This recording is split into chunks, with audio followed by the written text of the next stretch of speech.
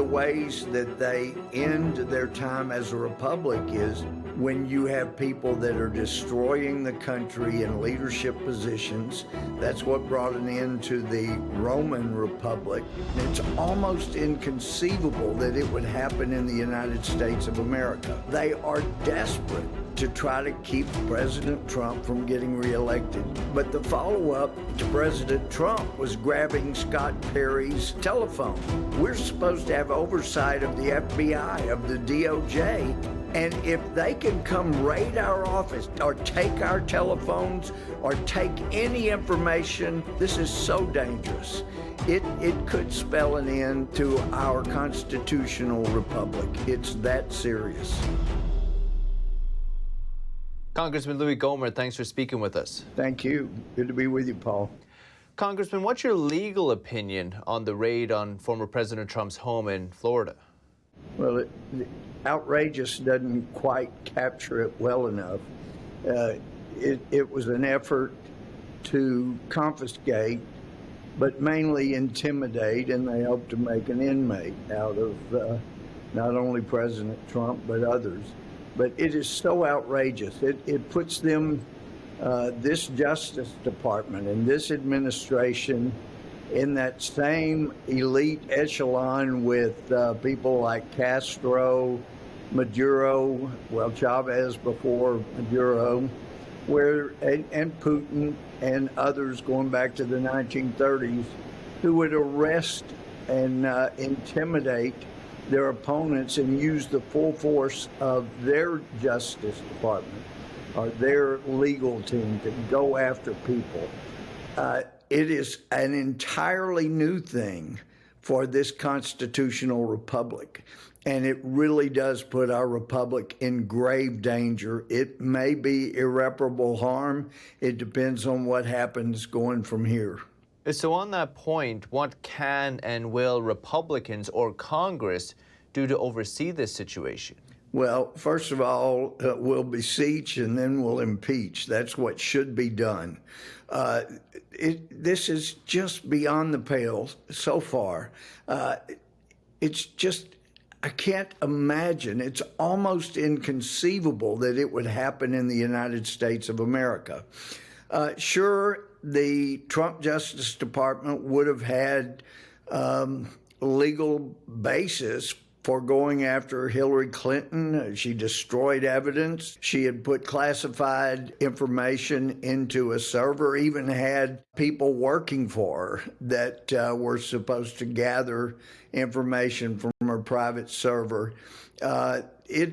So, yeah, it could have been done in the past. It could have been done with Bill Clinton. And actually, we did find Eric Holder in contempt.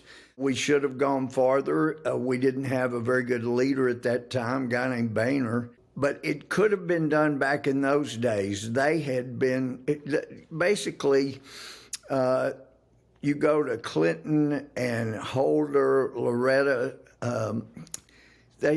all of them just violated the law right and left. It was just incredible, at least from my appearance, or from my perch on Judiciary Committee, the questions and whatnot that we got into, and nothing was done.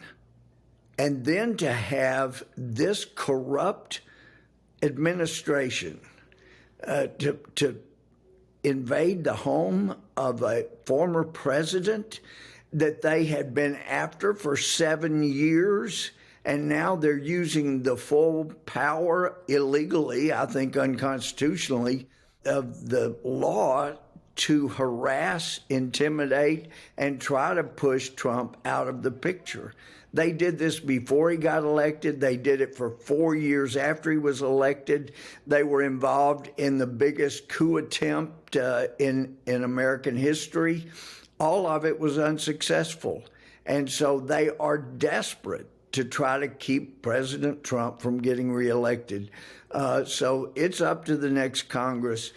If we are able to get the majority in Congress next year, then there needs to be impeachment, but There's some that are just sitting there waiting to be impeached, and that there ought to be a hearing on the judge that granted this warrant. He needs to be investigated and potentially removed from office, but enough is enough. We have let these people get away with so much that now it's led us to the breaking point, and Congress, under a Republican majority, is going to have to stay strong, and they're going to have to be aggressive, not going after President Biden. I think you'd have problems proving up any mens rea, because he'd have a good defense potentially of non compos mentis. But nonetheless, there are people like Pelosi and Schumer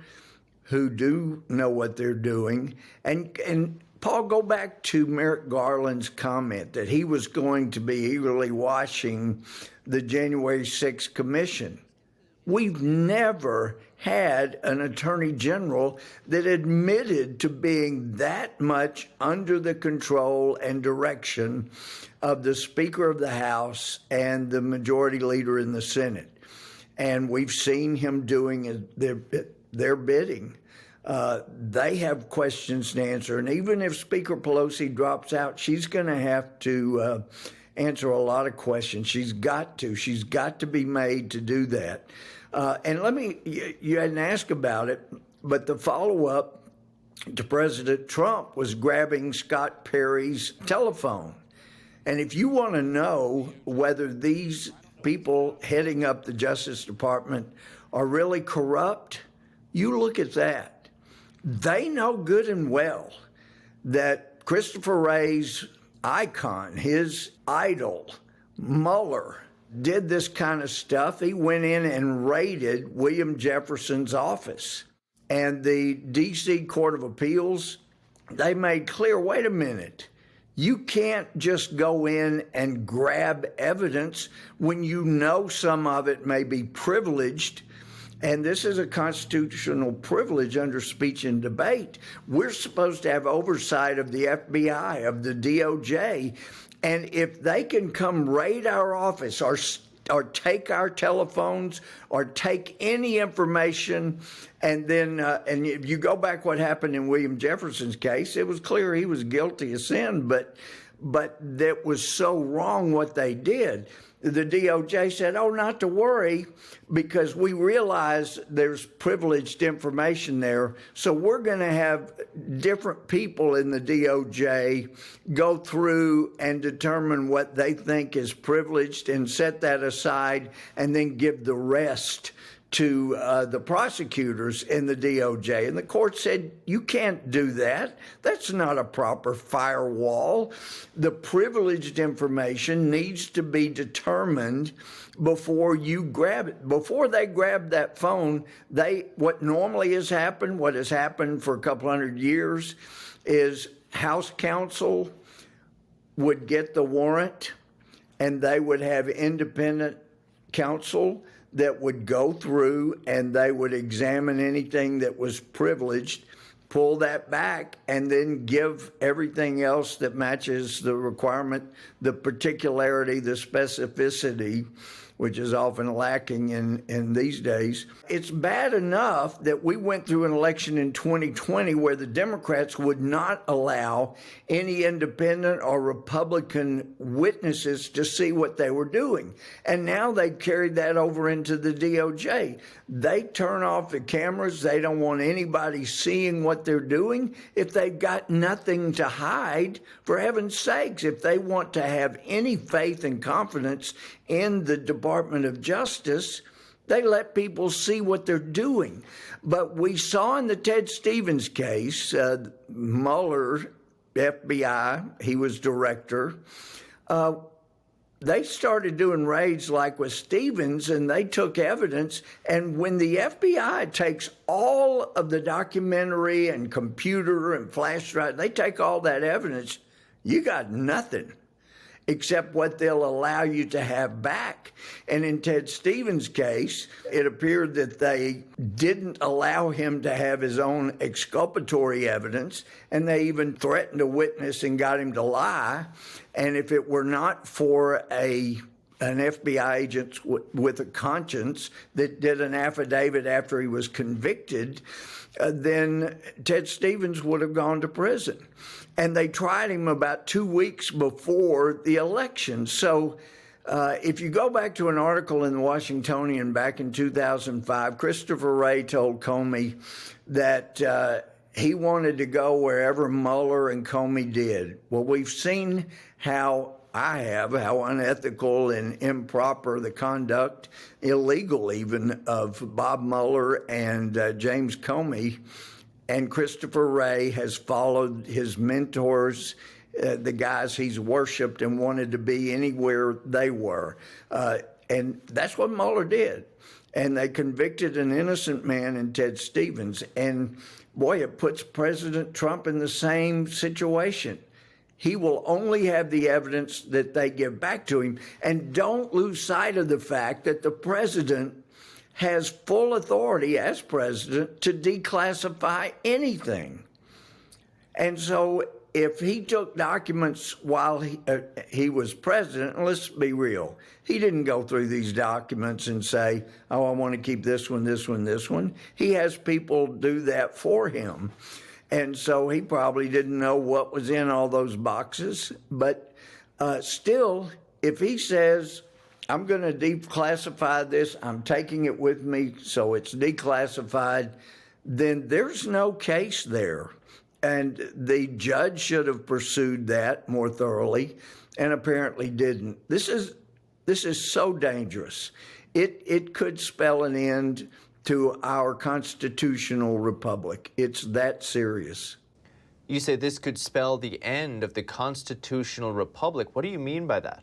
Well, yeah, anybody that's studied history, which probably doesn't include a lot of the school children nowadays, but you know that no republic lasts much more than 200 years. Most of them never last 200 years. We are a real anomaly. And one of the ways that they end their time as a republic is when you have people that are destroying the country in leadership positions. That's what brought an end to the Roman Republic. They actually were a republic. They elected representatives. And the military, led by Caesar, crossed the Rubicon River that was illegal to do because there was a total absence of leadership among the civilian. And so we're going to have Republican leadership really step up to try to rein in the damage that's been done by the Democrat leadership. But it is, we're setting new records for longevity of a republic every day that we continue. And it won't last much longer if we don't rein in what the Democrats have done in the way of damaging us. So what are some of the key questions that the DOJ, FBI, or in fact the Biden administration have to answer about this raid? Well, they need to answer. We haven't gotten all the answers to what went on during President Trump's presidency. The illegality. You've got Sussman, who lied and the public didn't get a fair trial because, as one of the jurors, I think the foreman said, gee, everybody lies to the FBI. Well, if it's a Republican that lies to the FBI or is alleged to, and Mike Flynn didn't lie to the FBI, and the first people that actually did the questioning said that. But Republicans go to jail if they lie to the FBI, whereas Democrats, they don't. And it is so wrong, and it does bring us very close to the precipice. The question is, some say, well, we're at a fork in the road. No, we've gone past the fork. The question is, are we going to come away from the cliff and get back on track as a democratic republic? But they need to answer questions about how this got started. We still haven't gotten fully to the bottom of the investigation that Peter Strzok was involved in. because we didn't have anybody at the Attorney General's office that was going to sufficiently dig to get to the truth. And so this is just a continuation of the wrongdoing that was done during Obama's term, when they first got a warrant to spy on the Trump campaign, and then during President Trump's administration. It's just a continuation. So there's a lot of people that need to answer for what's gone on, but we've seen they go after people who question what they're doing. They are vicious, and it remains to be seen just how much further they are going to risk our country. And what are the legal implications if President Biden or the Biden administration had any part in these orders? Well, there are implications for Biden. Of course, he's lied repeatedly. And again, he may have a defense of saying, gee, I didn't remember that. It may be a legitimate defense. He can't remember where he came into the stage and where to go off. He can't remember if he's to stand up, sit down, unless somebody gives him a card. But what we do know is Garland basically admitted he is taking his instructions from whatever Pelosi and Schumer tell him to do through the January 6th commission. So this is purely political. But we have got to get to the bottom of who is really calling the shots in this administration. Clearly, it's not Joe Biden. Clearly, it's not Kamala Harris. We need to know who's running our country that we did not elect to run our country. In a statement addressing the raid, you told Republicans and conservatives and libertarians to stay calm. Why did you do that? Can you elaborate on that? Yes, we saw some of this during the Obama administration, and there were concerns that the Obama administration might be trying to push people, conservatives, Republicans, into doing something violent so they could declare martial law or do what happened under the COVID pandemic when they changed the rules of voting. As we're seeing from some court decisions now, they changed them illegally and unconstitutionally. My big fear, one of them, is that they are so desperate. They see what the polls are saying, how poorly Biden is doing, Harris is doing. They don't have anybody that would be strong. Hillary wouldn't do well again. So this is what they could be doing, and that is doing everything they can to provoke conservatives to violence. And if they can do that, then they can, again, call them, domestic terrorists. We got whistleblowers that are saying that's a big push illegitimately within the FBI, DOJ, to classify things as domestic terrorism that clearly are not. But this appears to be what they're wanting to do, just provoke conservatives to do something violent, and then they will change. Oh, gosh, we're in fear of domestic terrorism. We've got to allow more drop boxes, not less. We've got to allow more ways for people to sneak ballots into the voting areas. So this is a dangerous thing. And it could, if they are allowed to get away with it, by somebody engaging in violence, getting provoked, then it could end our chance of getting the majority back in the House and Senate and getting this thing back under control. So that's my concern there. That's why I said what I did. People need to avoid being provoked. We have courts that were designed to resolve disputes civilly, and the decision in the Roe case, the majority showed they do have courage when it comes down to it to do the right thing, but they're going to have courage to take these cases up and have evidentiary hearings like they refused to do after the election. They were the ones that should have resolved these things. I'm all for always going to the courts to resolve things, and that's what we got to do. Don't get engaged in violence. Let's fight it out with words and in the courts. And has this raid raised constitutional questions for you? Oh, absolutely. Absolutely. There are numerous.